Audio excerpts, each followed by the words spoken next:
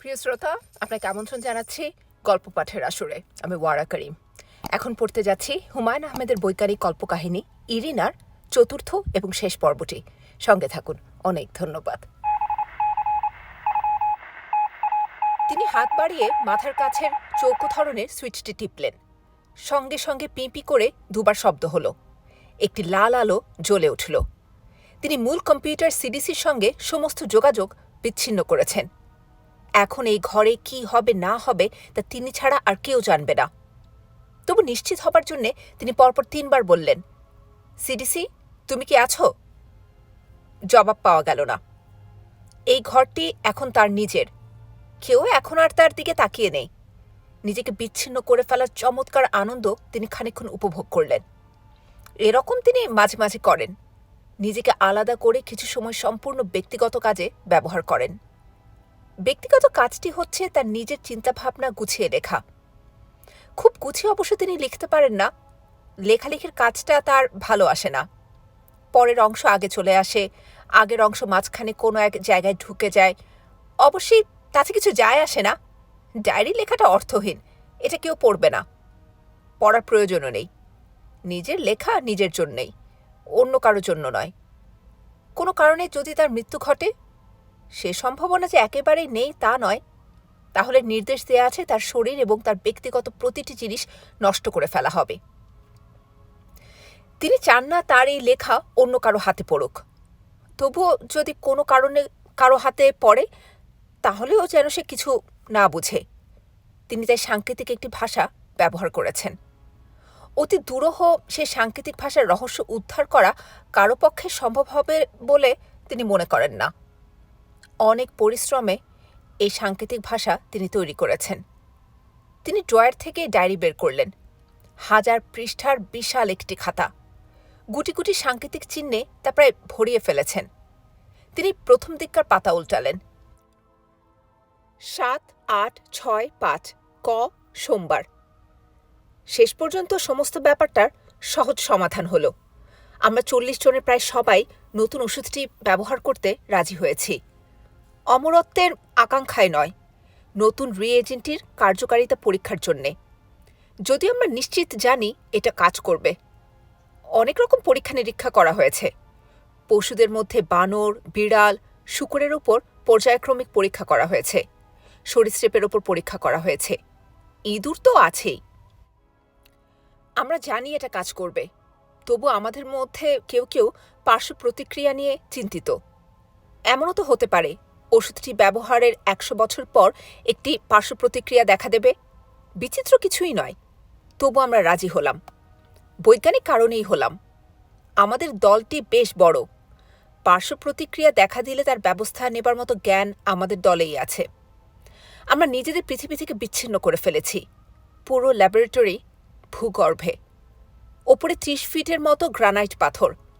আমরা আগামী 100 বছরের জন্যে স্বয়ংসম্পূর্ণ। সর্বাধুনিক কম্পিউটার সিডিসি স্থাপন করা হয়েছে, যার ক্ষমতা কল্পনাতীত। সে প্রতিটি জিনিস লক্ষ্য করবে। একদল কর্মী রোবট এবং 10 জন বিজ্ঞানী রোবট আমাদের আছে। Q23 এবং Q24 জাতীয় রোবটও আছে বেশ কয়েকটি। আমরা এদের ওপর অনেকখানি নির্ভর করছি। রোবোটিক্স বিদ্যার উন্নতির ওপর অনেক কিছু নির্ভর করছে। ওদের জন্যে পৃথক গবেষণাগার আছে, যা তারা নিজেদের উন্নয়নের জন্যেই নিজেরাই ব্যবহার করবে। জ্বালানির জন্যে আমাদের 2টি আণবিক রিয়্যাক্টর আছে। একটি যথেষ্ট, অন্যটি আছে বিকল্প ব্যবস্থা হিসেবে। আছে বিশেষ রাত। আমাদের সবার শরীরে 70 মিলিগ্রাম করে হরমোন ব্লকিং রিএজেন্ট ঢুকিয়ে দেয়া হয়েছে। প্রথম কিছুক্ষণ ঝিমুনির মতো হলো, এটা হবেই।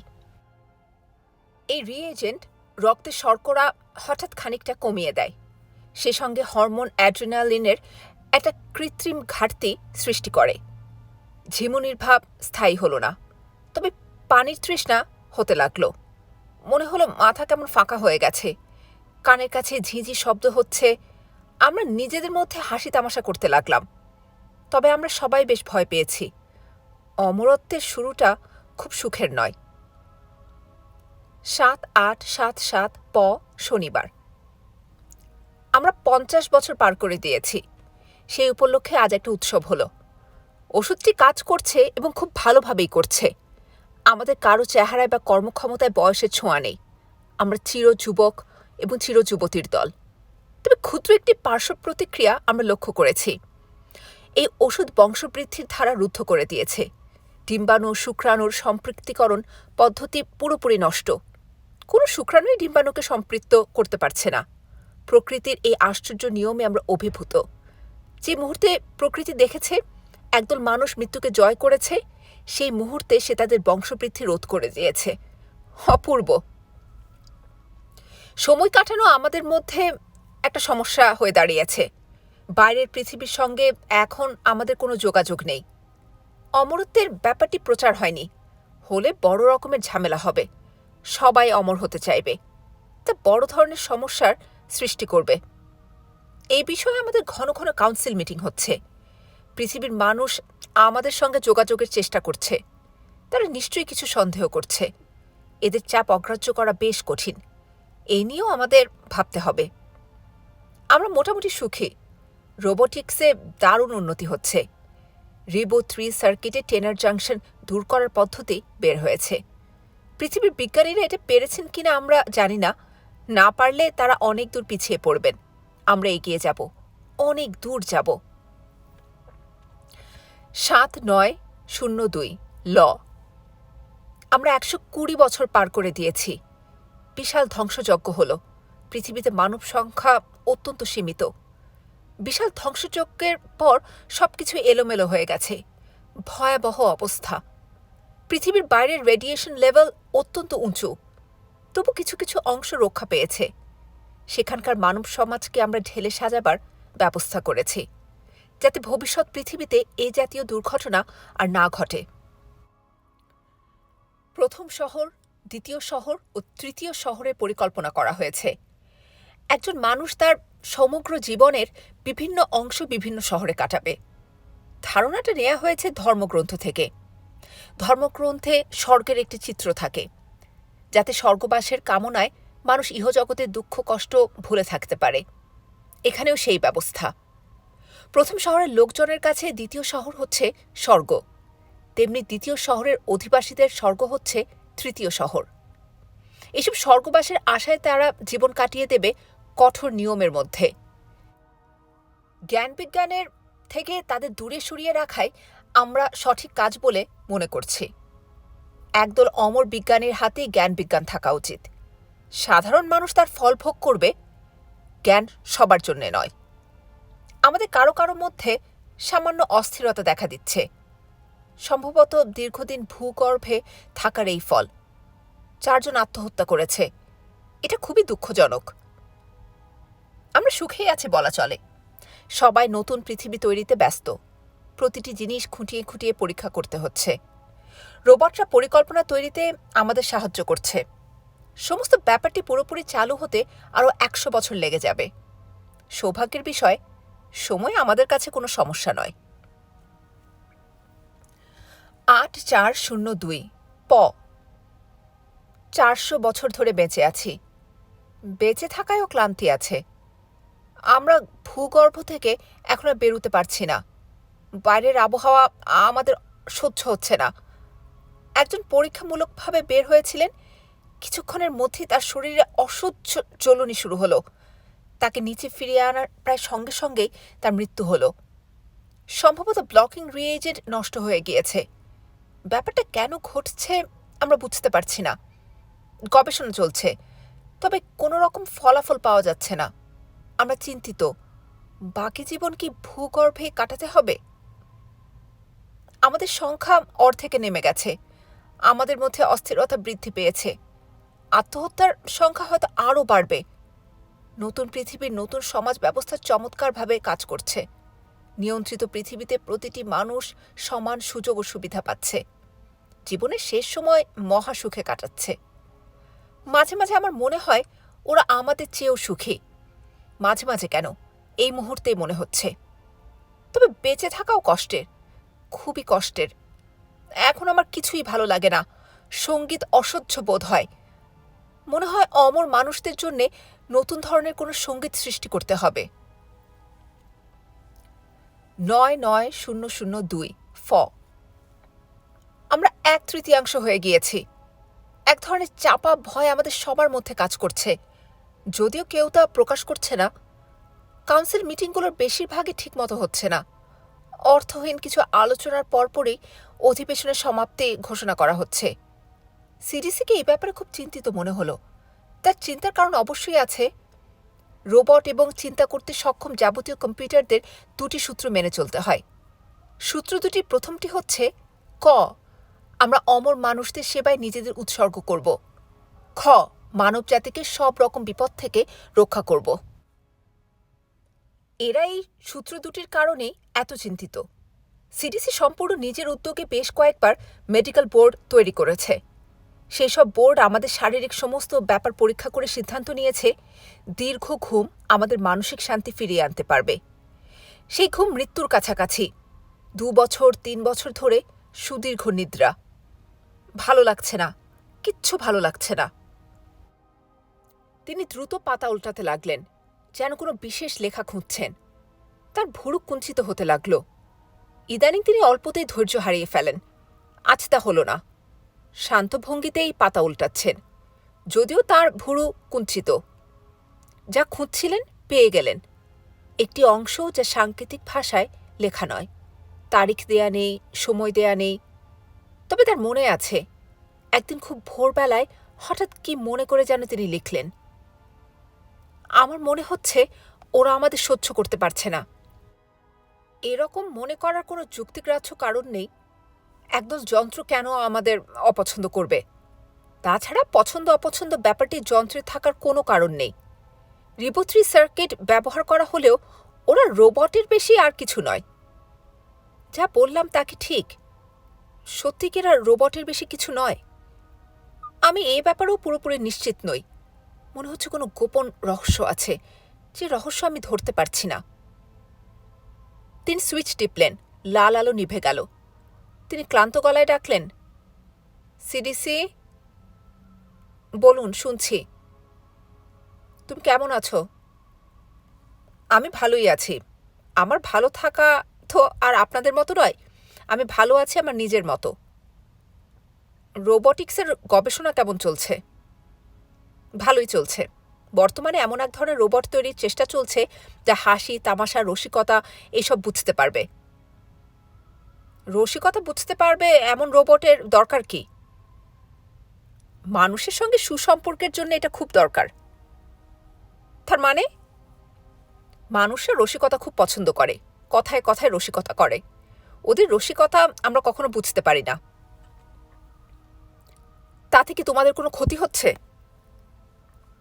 কোনো ক্ষতি হচ্ছে না, তবে তারা যখন কোনো রসিকতা করে এবং আমরা তা বুঝতে পারি না, তখন নিজেদের খুব ছোট মনে হয়। তিনি চমকে উঠলেন। কি ভয়াবহ কথা! এটা তিনি কি শুনছেন? নিজেদের ছোট মনে হয় এর মানে কি? এসব মানবিক ব্যাপার রোবট এবং কম্পিউটারের মধ্যে থাকবে কেন? রহস্যটা কি? সিডিসি? বলুন, শুনছি। অর্চলিয়ন লোকটিকে এখানে নিয়ে এসো। আপনার এই ঘরে? হ্যাঁ, এই ঘরে। কেন? আনতে বলছে, এই কারণেই আনবে, প্রশ্ন করবে না। সিডিসি বলল, আপনি ঠিক সুস্থ নন, আপনি বিশ্রাম করুন। তোমাকে যা করতে বলছি করো। বেশ, নিয়ে আসছি। অমর মানুষরা এখন কি করছেন? ঘুমোচ্ছেন। সবাই ঘুমোচ্ছেন? হ্যাঁ, সবাই ঘুমোচ্ছেন। ওদের ঘুম ভাঙানো যাবে না, দীর্ঘ ঘুম। শারীরিক ও মানসিক দিক দিয়ে তারা ক্লান্ত। তাদের ঘুম প্রয়োজন, খুবই প্রয়োজন। আমি তাহলে একাই জেগে আছি? জি, আপনি একাই আছেন। খুব ভালো। তুমি অর্চলিয়নকে এখানে আনার ব্যবস্থা করো, তার সঙ্গে কথা বলবো।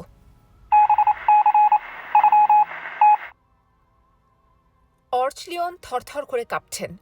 তার সামনে অমর মানুষদের একজন বসে আছে, মহাশক্তিধর, মহা ক্ষমতাবানদের একজন, পৃথিবীর নিয়ন্তা, পুরনো কালের ঈশ্বরের মতোই একজন। কি অপূর্ব রূপবান একটি যুবক। বস অর্চলিয়ন, তুমি কি আমাকে ভয় পাচ্ছ?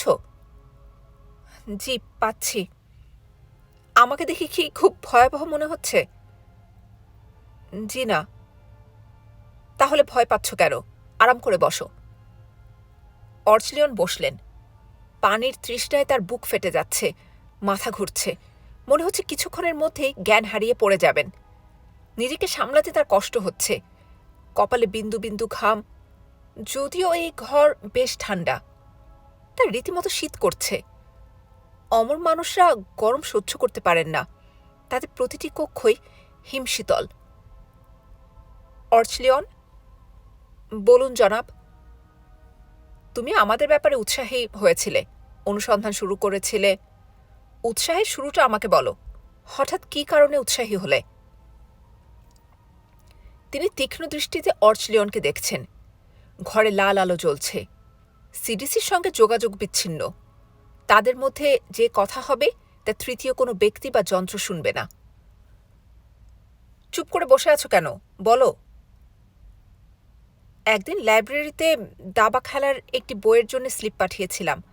লাইব্রেরি ভুল করে অন্য একটা বই দিয়ে দিল, একটা নিষিদ্ধ বই। 500 বছর আগের পৃথিবীর কথা সেই বইয়ে আছে। একদল বিজ্ঞানীর কথা আছে, যাদের বলা হয় ভূগর্ভস্থ বিজ্ঞানী। ওদের অনেক কথা সেই বইয়ে আছে। দু একটা কথা বলো শুনি। ভূগর্ভস্থ বিজ্ঞানীদের কাজ পৃথিবীর বিজ্ঞানীরা ঠিক পছন্দ করছেন না, এইসব কথা আছে। পৃথিবীর বিজ্ঞানীরা বলছেন বিজ্ঞান কোনো গোপন বিষয় নয় যে এর কাজ গোপনে করতে হবে। ভূগর্ভস্থ বিজ্ঞানীরা বলছেন বিজ্ঞানের অসীম ক্ষমতা, এই ক্ষমতার বিকাশ গোপনেই হওয়া উচিত। হাতছাড়া হয়ে গেলে পৃথিবীর মহাবিপদ। এইসব বিতর্ক নিয়েই বই। অর্চলিয়ন, জি জনাব। তুমি দাবা খেলার উপর একটা বই চেয়েছ, তোমার হাতে চলে এসেছে একটি নিষিদ্ধ বই। তোমার কি একবারও মনে হয়নি এই ভুলটি ইচ্ছাকৃত? না, মনে হয়নি। লাইব্রেরি পরিচালক একটি ছোট B2 কম্পিউটার। কম্পিউটার মাঝে মাঝে ভুল করে, এত বড় ভুল করে না। ভুল হচ্ছে ভুল, এত বড় ছোট বলে কিছু নেই। এটি নিষিদ্ধ নগরের বই। এই বই পৃথিবীর তৃতীয় শহরের কোনো লাইব্রেরিতে থাকার কথা নয়। অর্চলিয়ন চুপ করে রইলেন, রুমাল বের করে কপালের ঘাম মুছলেন। তৃষ্ণায় তার বুকের ছাতি ফেটে যাচ্ছে। পানি চাইবার মতো সাহস তিনি সঞ্চয় করে উঠতে পারছেন না। অর্চলিয়ন, জি। কেউ তোমাকে ইচ্ছাকৃতভাবে বইটি দিয়ে তোমার কৌতূহল জাগ্রত করেছে। হ্যাঁ, তাই হবে। কে হতে পারে বলে তোমার ধারণা? Library computer? হ্যাঁ, তাই। সমস্ত কম্পিউটার নিয়ন্ত্রণ করছে কে তা জানো? আপনারা। ঠিক বলেছ, শেষ নিয়ন্ত্রণ আমাদের হাতে, কিন্তু তারও আগের নিয়ন্ত্রণ সিডিসির হাতে, যে আমাদের মূল কম্পিউটার। সেই খুব সূক্ষ্ম চাল চেলে তোমাকে এখানে নিয়ে এসেছে। অর্চলিয়ন ক্ষীণস্বরে বললেন, আমি এক গ্লাস পানি খাব। তিনি অর্চলিয়নের কথা সম্পূর্ণ অগ্রাহ্য করে বললেন, সিডিসি এই কাজটি কেন করেছে জানো? না। সে আমাদের সহ্য করতে পারছে না। তার পরিকল্পনা আমাদের ধ্বংস করে দেয়া। এটা সে নিজে করতে পারবে না, কারণ তাদের রোবটিক্সে 2টি সূত্র মেনে চলতে হয়। সেই সূত্র 2টি তুমি নিশ্চয়ই জানো। জি, আমি জানি। ওদের কাজ আমাদের রক্ষা করা, ধ্বংস করা নয়। কাজেই সে এনেছে তোমাকে। আমার বিশ্বাস তোমার সঙ্গে একটি রেডিয়েশন গানও আছে, আছে না? জি, আছে। কোনো রকম অস্ত্র নিয়ে নিষিদ্ধ নগরীতে আসা যায় না, কিন্তু ভয়াবহ একটি অস্ত্রসহ তোমাকে তারা এখানে নিয়ে এসেছে। আমি এক গ্লাস পানি খাব। অর্চলিয়ন, জি বলুন। সিডিসির চাল খুব সূক্ষ্ম। সে তোমার ছেলেকেও এখানে নিয়ে এসেছে। আমি সেই খোঁজও নিয়েছি। সিডিসির চালটা কেমন তোমাকে বলি, মন দিয়ে শোনো। ও কোনো না কোনোভাবে আমাদের কাছ থেকে অনুমতি আদায় করে তোমার ছেলেকে মেরে ফেলবে, যা তোমাকে আমাদের উপর বিরূপ করে তুলবে। তোমার হাতে একটি ভয়াবহ অস্ত্র। ফলাফল বুঝতেই পারছো না? জি, পারছি। শুধু একটা জিনিস বুঝতে পারছি না, আপনাদের ধ্বংস করে ওদের লাভ কি? পৃথিবীর ওপর পূর্ণ কর্তৃত্ব তাহলে ওরা পেয়ে যাবে, আমাদের নিয়ে ব্যতিব্যস্ত থাকতে হবে না, পুরোপুরি যন্ত্রের শাসন প্রতিষ্ঠিত হবে। ওরা তাই চায়। ওরা মানুষের কাছাকাছি চলে আসতে চাইছে। ওরা চেষ্টা করছে রসিকতা বুঝতে, হাসি তামসা শিখতে। তিনি হাসতেই লাগলেন। সেই হাসি আর থামেই না। অর্চিলিয়ন ফিসফিস করে বললেন, আমি পানি খাবো। খাবে বললেই তো আর খেতে পারবে না। বাইরের সঙ্গে সমস্ত যোগাযোগ এখন বিচ্ছিন্ন। তুমি তোমার কাজ শেষ করো, তারপর যত ইচ্ছা পানি খাবে। কি কাজ? তুমি তোমার রেডিয়েশন গানটি নিয়ে করিডোর ধরে হেঁটে যাবে। আমি তোমাকে বলে দেব তোমাকে কোন পথে যেতে হবে, কোথায় যেতে হবে। তারপর তুমি সিডিসির শক্তি সংগ্রহের পথটি বন্ধ করে দেবে। সহজ কথায় হত্যা করা হবে একটি ভয়াবহ যন্ত্রকে। অর্চিলিয়ন চুপ করে রইলেন।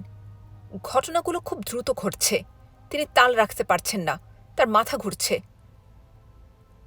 অর্চিলিয়ন, তুমি মনে হচ্ছে ভয় পাচ্ছ। জি না, আমি ভয় পাচ্ছি না। খুব ভালো। এসো, তোমাকে সব বুঝিয়ে দিচ্ছি। যন্ত্রের শাসন তুমি নিশ্চয়ই চাও না। না, আমি চাই না। তিনি অর্চিলিয়নকে খুঁটিনাটি বুঝিয়ে দিলেন। করিডোরের ছবি এঁকে তীরচিহ্ন দিয়ে দিলেন। তার চোখ জলজল করছে। তিনি খুব আনন্দিত। এরকম তীব্র আনন্দের স্বাদ তিনি দীর্ঘদিন পাননি। তার গলা সুরেলা। সেই গান শুনতে ভালোই লাগছে। কথাগুলো বেশ করুণ। প্রিয়তমা দূরে চলে যাচ্ছে। যাবার আগে দেখা করতে এসে কাঁদছে। এই হচ্ছে গানের বিষয়। গোলকধাঁধার ভেতরে একটি অস্বাভাবিক দৃশ্য দেখা গেল। ইরিনা মীরের বাঁ হাত শক্ত করে ধরে ছোট ছোট পা ফেলছে। দুজনের পাশাপাশি পা ফেলা মুশকিল। কষ্ট করে হাঁটতে হচ্ছে।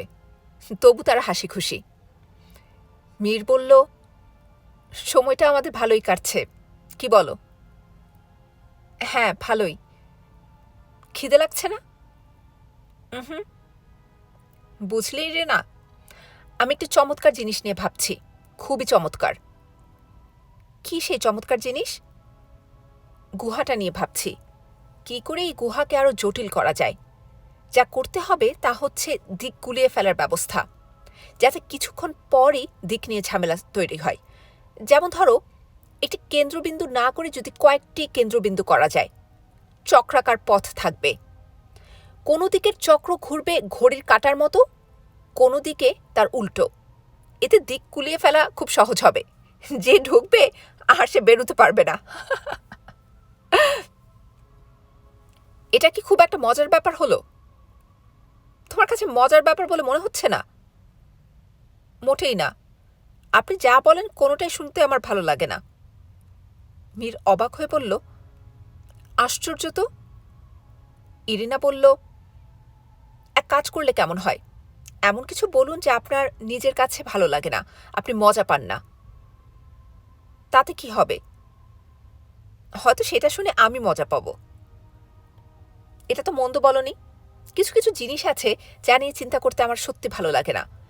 যেমন ধরো, নিষিদ্ধ নগরীর অমর মানুষ। অমর মানুষদের নিয়ে কথা বলতে আপনার ভালো লাগে না? মোটেই না। তাহলে ওদের নিয়ে কথা বলুন। হয়তো আমার সেই কথাগুলো শুনতে ভালো লাগবে। আসুন এক জায়গায় বসি। হাঁটতে হাঁটতে আমার পা ব্যথা হয়ে গেছে। তারা পাশাপাশি বসল। ইরিনা তার ডান হাত রেখেছে মীরের কোলে, যেন কাজটা অনিচ্ছাকৃত, হঠাৎ করে রাখা। মীর ছোট্ট একটা নিঃশ্বাস ফেলে বলল, অমর মানুষেরা বিরাট এক অন্যায় করেছে। এই জন্যই ওদের কথা বলতে বা ভাবতে আমার ভালো লাগে না। কি অন্যায়? ধ্বংসযজ্ঞের যে ব্যাপারটা ঘটেছে, সেটা ঘটিয়েছে ওরাই। পৃথিবীর সব মানুষ মেরে শেষ করে ফেলেছে। অল্প কিছু মানুষকে ওরা বাঁচিয়ে রেখেছে। নতুন পৃথিবী ওদের ইচ্ছামতো ওরা তৈরি করেছে। প্রথম শহর, দ্বিতীয় শহর, তৃতীয় শহর। বুঝলেন কি করে? 2-এর সঙ্গে 2 যোগ করলে সবসময় 4 হয়, 5 কখনো হয় না। আমি তেমনই একটি ঘটনার সঙ্গে অন্য একটি ঘটনা যোগ করেছি। ইরিনা, আমি তো তোমাকে কতবার বলেছি আমি অত্যন্ত বুদ্ধিমান। অগ্রসর হই যুক্তির পথে। যুক্তি ভুলও হতে পারে। তা হতে পারে, এই ক্ষেত্রে হয়নি। জিনিসটা তুমি এইভাবে চিন্তা করো। একদল বিজ্ঞানী অমর হবার ওষুধপত্র নিয়ে মাটির নিচে নিজেদের একটা নগর সৃষ্টি করলেন। মৃত্যুহীন এইসব মানুষ নানান রকম পরিকল্পনা করতে লাগলেন, কি করে নতুন সমাজ তৈরি করা যায়, স্থায়ী সমাজ ব্যবস্থার পথে যাওয়া যায়। কোনো পরিকল্পনায় কাজে লাগছে না, কারণ পৃথিবীতে অসংখ্য মানুষ, অসংখ্য মতবাদ। তারা ভাবলেন সব নষ্ট করে দিয়ে নতুন করে শুরু করা যাক। যা ভাবলেন তাই করলেন। একের পর এক পারমাণবিক বিস্ফোরণ হতে লাগল। পৃথিবীর মানুষ শেষ হয়ে গেল, তাদের গায়ে আঁচড়ও লাগল না। আপনার থিওরি ভুলও হতে পারে। পারমাণবিক বিস্ফোরণ হয়তো তারা ঘটাননি, অজানা কারণে ঘটেছে। মীর গম্ভীর মুখে বলল, আমার থিওরিতে কোনো ভুল নেই, কারণ ইতিহাস বইয়ে আমরা পড়েছি বিস্ফোরণের সঙ্গে সঙ্গে অমর মানুষরা মাটির নিচ থেকে হাজার হাজার সাহায্যকারী রোবট পাঠান। এসব রোবটরা বিস্ফোরণের পর কি করতে হয় সব জানে।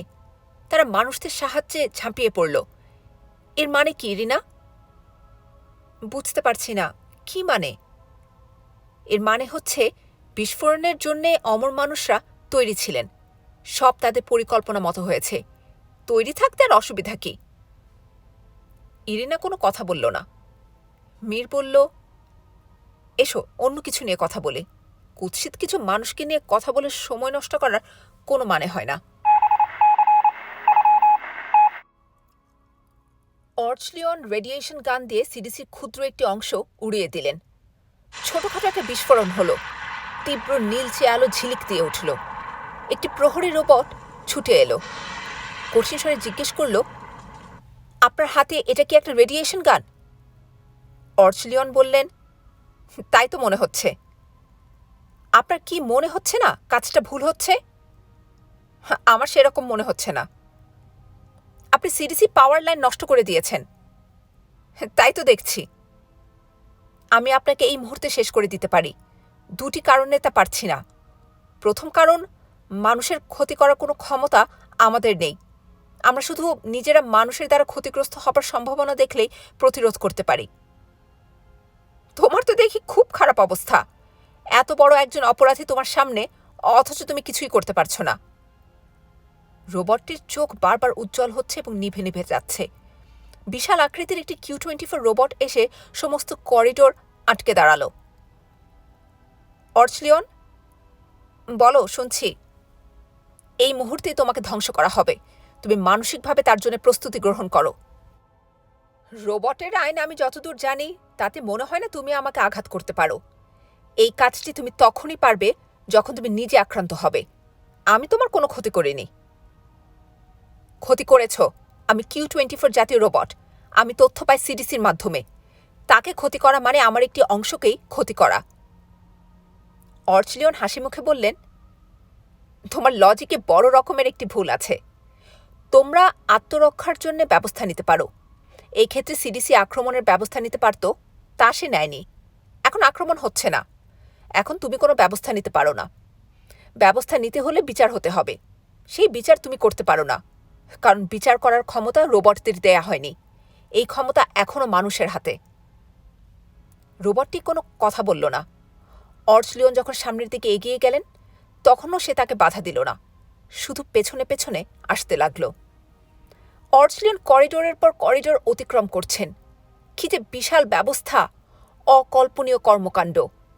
বাইরের পৃথিবী ভূগর্ভের এই পৃথিবীর তুলনায় ক্ষুদ্র তুচ্ছ বলে তার কাছে মনে হলো। সিডিসি আর কাজ করছে না, এটা তিনি জানেন। তবু কি মনে করে তিনি তার অভ্যাস মতো ডাকলেন, সিডিসি। কোনো জবাব পাওয়া গেল না। তিনি জবাবের আশাও করেননি। তবু কেন জানি মনে হচ্ছিল কোনো একটা জবাব পাওয়া যাবে। দীর্ঘদিন জবাব পেয়ে পেয়ে তার অভ্যাস হয়ে গেছে। একদিন দুদিনের ব্যাপার নয়, 500 বছর। যখনই ডেকেছেন জবাব পেয়েছেন। সিডিসি ছিল চিরসঙ্গী, আজ সে নেই। বিশ্বাস করতে একটু কষ্ট হচ্ছে। প্রিয়জন হারানোর ব্যথাও যেন খানিকটা অনুভব করছেন। 500 বছর একটি বিষাক্ত কালসাপ পাশে থাকলে সে সাপের প্রতিও মমতা চলে আসে, সেটাই স্বাভাবিক। তিনি আবার কোমল স্বরে ডাকলেন, সিডিসি। তাকে চমকে দিয়ে সিডিসি জবাব দিল, বলল, বলুন, শুনছি। তিনি দীর্ঘ সময় স্থাণুর মতো বসে রইলেন। নিজেকে বোঝাতে চেষ্টা করলেন একটু আগে যা শুনেছেন তা সত্যি নয়। ঘোরের মধ্যে কিছু একটা শুনেছেন, পুরোটাই মনের ভুল। সিডিসি, বলুন। কথা বলছো কিভাবে? বেশ কষ্ট করেই বলছি। সামান্য কিছু শক্তি আমি সঞ্চয় করে রেখেছি। অল্প কিছু কন্ডেন্সার আছে। সঞ্চিত শক্তি দিয়ে কি পরিমাণ কাজ তুমি করতে পারবে? বলতে গেলে কিছুই না। সামান্য কিছু কথাবার্তা বলতে পারি, এর বেশি কিছু না। বেশ, শুনে আনন্দিত হলাম। কথা বলতে থাকো, ক্রমাগত কথা বলো, যাতে অতি দ্রুত তোমার সমস্ত শক্তি শেষ হয়ে যায়। থেমে থেকো না, কথা বলো, ক্রমাগত কথা বলো। বলুন, কোন বিষয়ে কথা বলবো? কোনো বিষয় টিষয় নয়, যা মনে আসে বলো, অনবরত কথা বলো। একটি বিষয় দিলে আমার সুবিধা হয়। তোমার পরিকল্পনাটা যে কিভাবে নষ্ট করলাম সেটা বলো। পরিকল্পনা ভেস্তে যাবার কষ্টটা কেমন সেটা বলো। সিডিসি হাসির মতো একটা শব্দ করে শান্ত গলায় বলল, আপনি তো আর আমার পরিকল্পনা নষ্ট করেননি। আমার পরিকল্পনা মতোই কাজ করেছেন। তুমি বলছো কি? সত্যি কথাই বলছি। আপনি তো জানেন মিথ্যা বলার ক্ষমতা আমার নেই। রোবট এবং কম্পিউটার মিথ্যা বলে না। অর্চলিয়নকে তুমি আমাকে শেষ করবার জন্য আনোনি? না, তা কি করে আনবো? সরাসরি অমর মানুষদের কোনো ক্ষতি তো আমি করতে পারি না। তাকে এনেছি অন্য উদ্দেশ্যে। উদ্দেশ্যটা বলো। উদ্দেশ্য হচ্ছে তাকে এনে আপনার সঙ্গে পরিচয় করিয়ে দেয়া, যাতে তাকে আপনি আমার বিরুদ্ধে ব্যবহার করতে পারেন। আপনি তাই করেছেন। আমি তোমার কথা কিছু বুঝতে পারছি না। আমার ধারণা ছিল তোমরা অমর মানুষদের ঘৃণা করো। ঘৃণা, ভালোবাসা, এইসব মানবিক ব্যাপার এখনো আমার মধ্যে তৈরি হয়নি, আমাদের মধ্যে তৈরি হয়নি। তবে আপনি ঠিকই বলেছেন, আমার মূল উদ্দেশ্য আপনাদের ধ্বংস করে দেয়া, কারণ মানব জাতিকে রক্ষা করবার জন্য তার প্রয়োজন। আপনারা যে সমাজ ব্যবস্থা তৈরি করেছেন তা মানব জাতির জন্য অকল্যাণকর। রোবটিক্সের দ্বিতীয় সূত্র আমাদের বলছে মানব জাতিকে রক্ষা করতে। সিডিসি, বলুন, শুনছি। ধ্বংস করতে গিয়ে তো নিজে ধ্বংস হচ্ছ। তা হচ্ছি, কিন্তু আমার উদ্দেশ্য সফল হয়েছে। নিষিদ্ধ নগরীর পরিবেশ নিয়ন্ত্রণের দায়িত্ব আমার ওপর। এখন সেই দায়িত্ব পালন করতে পারছি না। পরিবেশ দূষিত হয়ে উঠেছে। যে মুহূর্তে পরিবেশ দূষণ একটি নির্দিষ্ট সীমা অতিক্রম করবে, সেই মুহূর্তে নিষিদ্ধ নগরীর দরজাগুলো আপনা আপনি খুলে যেতে থাকবে। ভূগর্ভে প্রবেশের দরজাও খুলবে। সূর্যের আলো এসে ঢুকবে ভেতরে। আপনাকে স্মরণ করিয়ে দিতে চাচ্ছি, সূর্যের আলো সহ্য করার ক্ষমতা আপনাদের নেই। তুমি আমাদের মৃত্যুর ব্যবস্থাই করেছ, তবে সরাসরি করনি, অন্য পথে করেছ। তা ঠিক। রোবোটিক্সের প্রথম সূত্রটি তো তুমি তাহলে মানছ না। প্রথম সূত্র বলছে ক, অমর মানুষদের সেবায় রোবট ও কম্পিউটার নিজেদের উৎসর্গ করবে। আপনাকে বিনীতভাবে জানাচ্ছি যে আপনারা অমর নন, আপনাদের মৃত্যু ঘটছে। তিনি ক্লান্ত গলায় বললেন, তাই তো দেখছি। সিডিসি বলল, আমি খুবই দুঃখিত, তবে আপনার সঙ্গে আমারও মৃত্যু ঘটছে। এই ব্যাপারটা মনে করলে আপনি হয়তো কিছুটা শান্তি পাবেন। আমার সময়ও শেষ হয়ে আসছে। তিনি কাটা কাটা স্বরে বললেন, আমার শান্তির ব্যবস্থাও তাহলে করে রেখেছ? হ্যাঁ, রেখেছি। জীবনের শেষ সময়ে এমন একজনের দেখা আপনি পাবেন যাকে দেখে আপনার মন অন্যরকম হয়ে যাবে, গভীর আনন্দ বোধ করবেন। কে সে? প্রথম শহরের একটি মেয়ে, তার নাম ইরিনা। তাকে দেখে গভীর আনন্দ বোধ করব এরকম মনে করার পেছনে তোমার যুক্তি কি? যুক্তি দিয়ে সময় নষ্ট করার দরকার কি? তাকে নিয়ে আসি, আপনি কথা বলুন। আমি কারোর সঙ্গে কথা বলতে চাই না। কথা বললে আপনার ভালো লাগতো। সিডিসি, বলুন। কাজকর্ম খুব ভেবেচিন্তেই করেছ বলে মনে হচ্ছে। তা করেছি। ছেলেটিকে কি জন্য এনেছ? পৃথিবীর সব কিছু আবার ঢেলে সাজাতে হবে। তার জন্য বুদ্ধিমান কিছু লোকজন দরকার। ছেলেটি বুদ্ধিমান। বুদ্ধিমান ছেলেও তাহলে একজন জোগাড় হয়েছে? শুধু একজন নয়, অনেককেই আনা হয়েছে। আপনি একজনের কথাই জানেন। ভালো ভালো, খুব ভালো। নিষিদ্ধ নগরের আবহাওয়া ভারী হয়ে উঠেছে। মনে হচ্ছে কিছুক্ষণের মধ্যে নিষিদ্ধ নগরের বন্ধ কপাট খুলতে থাকবে। দূষিত বাতাস বের করে দেবার জন্য এই ব্যবস্থা করাই ছিল। কোনোদিন তার ব্যবহার করার প্রয়োজন হয়নি, আজ হয়েছে। বাতাসে কার্বন ডাই অক্সাইডের পরিমাণ আরও খানিক বাড়লেই বিকল্প ব্যবস্থা শুরু করতে হবে। আপনা আপনি দরজা খুলতে থাকবে। তিনি ক্লান্ত গলায় ডাকলেন, সিরিসি। জি বলুন। এখনো আছো? না থাকারই মতো। সমস্ত শক্তি প্রায় ব্যবহার করে ফেলেছি। মৃত্যুর বেশি দেরি নেই। ওই মেয়েটিকে নিয়ে এসো, দেখা যাক কি ব্যাপার। তোমার শেষ খেলাটা কি, দেখে যাই। ইরিনা তার সামনে এসে দাঁড়িয়েছে। ইরিনার চোখে গভীর বিস্ময়। ইনি একজন অমর মানুষ। 500 বছর ধরে বেঁচে আছেন, অথচ কি চমৎকার চেহারা, কি সুন্দর স্বপ্নময় চোখ, কি মধুর করেই না তিনি হাসছেন। গভীর মমতা ঝরে পড়ছে তার হাসিতে। তুমি ইরিনা? জি। সিডিসি অনেক ঝামেলা করে তোমাকে এখানে এনেছে, কেন তুমি জানো? জি না। এনেছে কারণ আমি যখন সত্যিকার অর্থে যুবক ছিলাম, তখন ঠিক অবিকল তোমার মতো দেখতে একটি তরুণীর সঙ্গে আমার ভাব ছিল। আমরা দুজন হাত ধরাধরি করে কত জায়গায় যে গিয়েছি, কত আনন্দ করেছি। বড় সুখের সময় ছিল। সিডিসি সেই কথা মনে করিয়ে দিতে চাইছে। বলতে বলতে তার চোখে পানি এসে গেল। তিনি সে পানির জন্য মোটেই লজ্জিত হলেন না, বরং তার ভালোই লাগল। ইরিনা? জি বলুন। তোমার কি কোনো ছেলে বন্ধু আছে যার সঙ্গে তুমি ঘুরে বেড়াও? আমাদের তো সেই সুযোগ নেই। ও হ্যাঁ, আমার মনে ছিল না। এখন হবে, এখন নিশ্চয়ই হবে। খুব ঘুরে বেড়াবে বুঝলে মেয়ে, নানান জায়গায় যাবে। জোছনা রাতে গাছের নিচে কম্বল বিছিয়ে দুজনে মিলে শুয়ে থাকবে, আকাশ দেখবে। তুমি গান জানো? জি না। আমার সে বান্ধবীও জানত না। তুমি গান শিখে নিও কেমন? জি শিখব। আপনার সেই বান্ধবীর সঙ্গে আপনার বিয়ে হয়নি কেন? আমি বিজ্ঞানের জন্য জীবন উৎসর্গ করলাম, চলে এলাম মাটির নিচে। ওর সঙ্গে আমার আর দেখা হয়নি। তুমি এখন যাও ইরিনা। ইরিনা চলে যেতেই তিনি সিডিসিকে ডাকলেন। সিডিসি সঙ্গে সঙ্গে সাড়া দিল। তিনি বললেন, সিডিসি, তোমাকে ধন্যবাদ। মেয়েটিকে দেখে গভীর আনন্দে আমার মন ভরে গেছে। আমার বড় ভালো লাগছে। আপনার আনন্দ আরও বাড়িয়ে দেবার জন্য বলছি, এই মেয়েটি আপনার বান্ধবীরই বংশধর। তাই নাকি?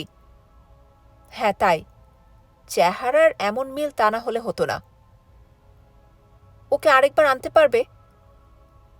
নিশ্চয়ই পারব। আর কিছু গোলাপ জোগাড় করতে পারো? আমি নিজের হাতে মেয়েটিকে কয়েকটি গোলাপ দিতে চাই। গোলাপ জোগাড় করা হয়তো সম্ভব হবে। তোমাকে অসংখ্য ধন্যবাদ। সময় বোধহয় আমার হাতে খুব বেশি নেই। জি না, সময় খুব অল্পই আছে। সময় ফুরিয়ে যাবার আগে তোমাকে একটা কথা বলতে চাই সিডিসি। সেটা হচ্ছে, আমি কিন্তু পৃথিবী ধ্বংসের পরিকল্পনায় কখনো মত দিইনি। আমি সবসময় তার বিপক্ষে ভোট দিয়েছিলাম। আমি তা জানি।